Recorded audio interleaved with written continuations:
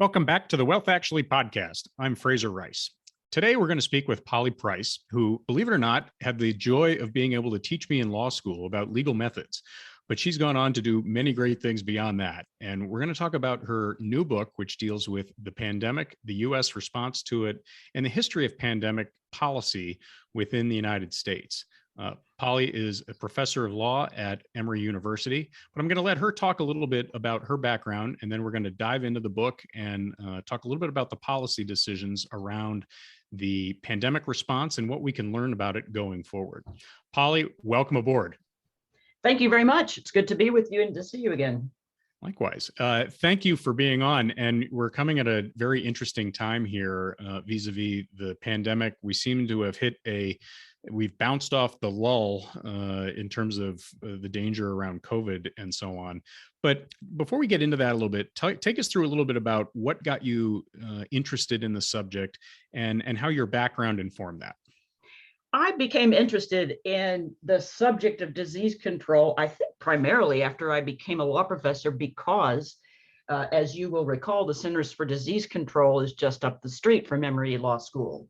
I have worked in public health law for a number of years, including some work in Texas along the border in tuberculosis control. And then in 2017, I had a grant from the Carnegie Corporation to write the book that is Plagues in the Nation. How did I come to that? I was interested in the historical aspects of how our laws to control contagious disease and face epidemics had come into being. So I look at, in this book, I take a look at various epidemic emergencies in America's past, look at the formation of the CDC, how we got where we are. So I have since become a professor of global health at the Rollins School of Public Health, in addition to being a professor of law at Emory. And it's the combination of those two things, I think, that put me in a unique position when COVID hit. There aren't that many law professors who were looking at the issues of how law and government officials, how our legal system responds to epidemics.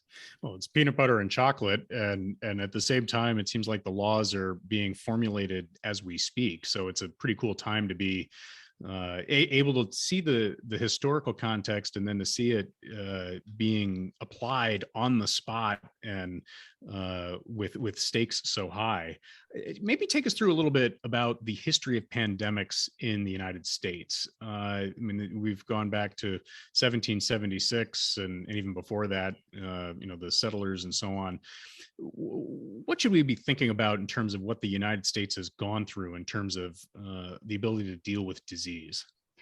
I think we need to focus on the fact that the United States has one of the most decentralized public health defense systems in the world.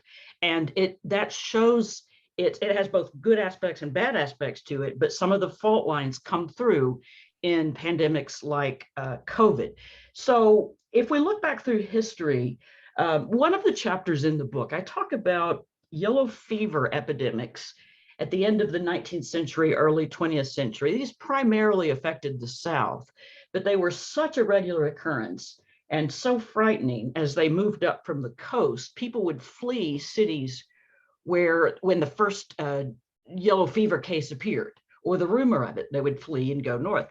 What ended up happening for almost 50 years, course of 50 years, cities and states throughout the South would quarantine against each other, not let travelers come across state lines. Cities would barricade themselves, not let travelers in.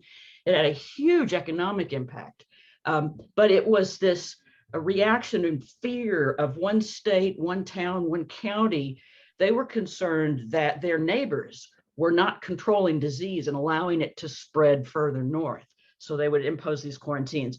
In any event, at various points at the end of the 19th and early 20th century, Southern states held conventions they called national quarantine conventions, begging Congress to have some kind of federal role in this, to try to prevent this economic harm, to try to give some assurances to other parts of the country that these epidemics could be controlled in the cities where they first emerged. So I think that's the underlying story of many of the historical epidemics like yellow fever that I look at is that in the United States, you can see that an outbreak anywhere can become an outbreak everywhere, depending on the ability of the local government, perhaps the state government, to control that epidemic. So it's our federalism that has both good and bad aspects to it, but that it's really, when you compare how the US performed to nations around the world, what really shows is that decentralized public health system. So you've got sort of a state response, a federal response, maybe even a town response. So as you say, sort of this federalist notion. Where did that really hurt the United States in terms of response before COVID, before our COVID experience?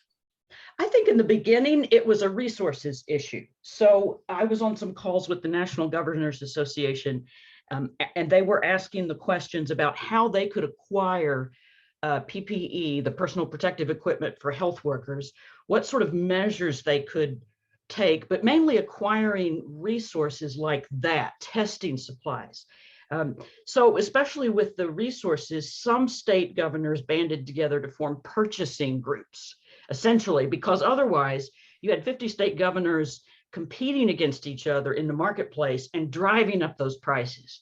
So that was probably bound to happen anyway, but at that point it would have been better, and we have since rationalized that system a bit, if the federal government had used its contracting power to do that purchasing, and then, not that it's necessarily paying for it for the states, but it's preventing the states from competing against each other on the open marketplace for supplies like that. So I think that was one of the first issues that we looked at. In terms of how did it affect the outcome, it's not clear to me that the federalism, the federal government, I think, could have done more to help provide both testing, and to help protect our most vulnerable citizens, where states were either unwilling or unable to help protect them. So I think that could explain one of the, what I would like to see going forward. On the other hand, the United States had phenomenal COVID vaccines ready before anyone else. And I know that I like to think of that as a miracle. I know it's money and science, right? But that was really a phenomenal game changer for the United States. It's the federal government that can fund those sorts of things. And it's the other sort of issues about whether you control your borders. You had states, I'm sure you'll recall this, requiring out-of-state travelers if they came into quarantine for 14 days. And so it started with Florida and Texas, trying to prevent people from coming from New York or Northeast, or travelers, or at least keeping an eye on them. You saw some communities trying to, almost like yellow fever days, trying to prevent travelers coming in, partly to preserve limited resources. And then then you would see the tables turn with large cities when they had imposing 14-day quarantines based on an infection rate in other states. So I think that it really is that federal resources could help more, rather than that the federalist system itself is the problem. Yeah, I mean, as I recall, I mean, I lived in New York City through the whole thing, which was a real bummer and probably a bad idea. And it was interesting to watch as our governor, Andrew Cuomo, took the reins of leadership and seemed to be doing a very good job. But then I would say the state response, and his response, I guess he gets credit or blame for it, wobbled a little bit from what was being conveyed to the public, and that was a problem. And so, you take that across 50 states, and then sort of a different conflict between the states and the federal government in terms of the information they're getting. That's a recipe for a real disaster, I would think. How do you evaluate that in terms of the information flow that went back and forth between the federal government, who's doing the vaccine work? They've got hopefully sort of this bird's eye view of the data, and can help direct policy, and then things that are working or not working on the ground at the state level. How do you, this is really getting back to the federalism question, how do you evaluate the effectiveness of that, and maybe the breakdown in information transfer? The communication, I think, was, as you pointed out with your governor, with Governor Cuomo, I remember being very impressed that he was daily giving updates and talking, reassuring people, explaining. But that, again, depending on which state you're in, even you're the next state over, right? You're getting different information. I think the breakdown was, Americans have very different sources of information, and we ended up in a situation that I could not have imagined. I was writing this book at the time. I could not have imagined that we would have a situation where the response that is deemed to be the most effective, whether it was face masks or business closures, quickly became identified with a political party. And I think once that happened, the information, where one got one source of information, was made all the difference in terms of how well we communicated. So the CDC itself, certainly people that I know there would be the first to admit that there were missteps by the CDC in terms of communication. But at the end of the day, the state governors were in charge. We actually, if you get right down to the nitty gritty, disease control, contagious disease control like tuberculosis, is divided among more than 2,500 local public health departments. Some states fund them well and they run well, and some states do not. And in terms of how we think about that communication, I know that's a concern for a lot of the states, but where would the source of information come from? So what surprised me the most, and I think other observers, was that governors used their state emergency power, essentially, to declare states of emergency that went on for more than a year. It's the first time all 50 states in the United States declared states of emergency that went on for more than a year. And if you think about what those laws were, when you declare a state of emergency, it's usually for something like a hurricane or a tornado, earthquake, some natural disaster where the governor needs to be able to move quickly, to be able to bypass the legislature in certain ways. And those are designed for very short-term things. They're not designed for a pandemic that's now gone on for 2 years. How would you compare the U.S. response to the global responses that you watched from Georgia and talking to others in the government? What did we do right? What did we do wrong compared to everywhere else in the world? I think at the outset, what we did wrong was a failure in having a testing capability, so that we saw it spreading in, first from China, then to Europe. We initially had, very good sort of quarantine practices in terms of we evacuated people from China, we had them quarantined briefly, but because we didn't really have widespread testing, it was all over the United States before any local government really could even, whether the public health departments could even identify what exactly was there. So that was not just a problem for the US, but in terms of compared to, say, countries in Europe that had better testing early on, that might have made a difference. I also think it was just also fascinating to me that we watched, first of all, to see, if you recall, when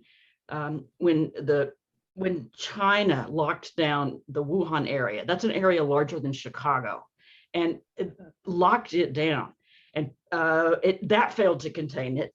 Then we saw hospitals overrun in Italy and Britain, and why we thought we would escape any of this, why we didn't learn more lessons. We see face mask use in other nations, and that would become more easily accepted than it would here. So it's again, it's just a very difficult situation for all nations, and we did better than many. But I think part of the failures in the U.S. had to do with we couldn't really agree, first of all, who was in charge, and second of all, what we should do. So we've now got a pandemic under our belt, and the world has a joint experience in shutting down, understanding what economic levers need to be pulled and pushed to keep things moving. I think people, I view this almost like 9/11 and travel, where, it's different now and people are now used to different. And we have to start getting around that in terms of pandemic and disease response. What would be a couple of bullet points that you submit to the decision makers to say, what, we've learned some things here. If something like this were to happen again, what would we do to put a little more structure and a calmer framework around it? Two things. The first is, while state legislatures right now, in the past year and in the coming year, are considering measures to reform state laws to respond to pandemics, to keep in mind that no pandemic is the same. The next one may have no resemblance to COVID. And so that there needs to be sort of a nimbleness to government in its ability to respond. So for example, I would say it's a bad idea to pass legislation that says face masks can never be ordered in any city in the state, no matter what. And that's actually happened in a few states, right? So I think our reaction to some of the political disagreement risks giving us poor laws going forward. So I would say that we need to be very careful about how we change laws now. The second thing is, I think we ought to remember, what were we worried about before COVID hit from a public health perspective? And here's one of the things we were worried about: drug-resistant tuberculosis.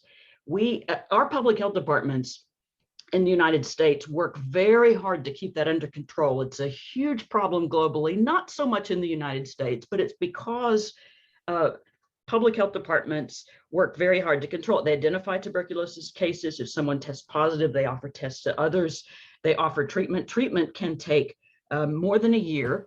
If treatment is interrupted, that risks having drug-resistant tuberculosis develop. And drug-resistant tuberculosis is as bad as it sounds. So in Atlanta, about 8 to 10 years ago, there was an outbreak at a homeless shelter. And it took a while for public health authorities to sort of isolate where it was coming from, how to deal with it. There was not a good resolution. Eventually, the city of Atlanta purchased the homeless shelter to try to contain, well, to address a number of problems. But the result was that particular strain, the CDC traced the strain, it spread to 11 other states. There were at least 9 deaths, and we're still counting those. And they can trace that strain all the way back to the homeless shelter in Atlanta. So that tells us that this, again, a failure of one city, one state to contain an outbreak, it affects other states. It affects the rest of the nation. Why should it be just that state or city's resources that the rest of the nation relies on to protect it? You were writing the book, or help remind me how this worked. You were writing the book as you're finishing the book as COVID was coming out. What would you do differently now that that was happening concurrently? Well, my publisher would have very much liked the book to have come out before COVID hit, because I had pitched it and the Carnegie Corporation funded it when I said, we have antiquated laws. We're going to have a problem if we were to have the kind of pandemic that's expected. So yes, I mean, having it out earlier, my publisher would say, yes, you should have done that. But I would have made a lot of mistakes. There were many, many things that surprised me about this. This is a better book because I saw how we responded. I saw where the fault lines really were. I think, I would have gotten a few things wrong. On the other hand, I wanted to write the book, and I'm glad it's coming out now. It's just to remind people, hey, this isn't new for us, in the terms of 200 years of history. We've had similar crises. We've had similar disputes that ended up in the legal arena, that we had political leadership squabbles about who was in charge and what to do, and whether people, what sort of rights did they have when a public health or a health official, ordered wearing face masks or ordered business closures. What were those rights and how did courts deal with it? So I just wanted the the book, I'm glad that the book is coming out as it did. It saved me from some errors if it had come out before COVID, but also I think it's just an important reminder to people that this is as unique and weird as it feels to us in the scheme of our history. We've dealt with a lot of these things in the past. Really, really cool stuff. And I have it en route as we speak. Can you tell us, how do we find the book? People who are listening to this want to find out more. Tell us how to contact you or keep track of you and where they can pick the book up. Well, I have a website, plaguesinthenation.com. So that's the title of the book. You can also get there by pollyjprice.com. But that website has links to where you can purchase the book. It also has online bibliography and some other neat things that I think people might want to be interested in taking a look at as sort of additions to the book. There's always more to say than you could possibly say in any book, as you probably know from your own. Yep, that's right. and so the excess has ended up in various spots on the website. But yes, plaguesinthenation.com will get you to links to how to get the book. That will be in the show notes. Polly, thank you so much for being on. What a terrific reunion. It's sad that it's around a pandemic, but really enjoyed listening and hearing about this. Thank you so much. It's good to catch up with you. Terrific.